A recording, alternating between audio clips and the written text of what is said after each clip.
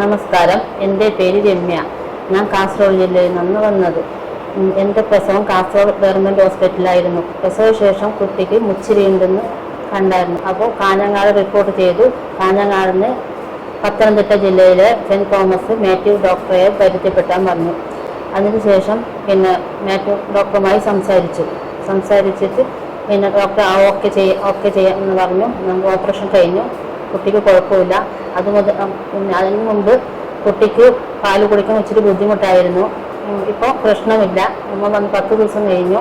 ഇനി ആർക്കെങ്കിലും ഇങ്ങനത്തെ ബുദ്ധിമുട്ടൊക്കെ ഉണ്ടെങ്കിൽ മുച്ചിയുമായി ബന്ധപ്പെട്ട ബുദ്ധിമുട്ട് ഡോക്ടറെ നമുക്ക് നല്ല ഇഷ്ടപ്പെട്ടു, സന്തോഷമായി. നമസ്കാരം.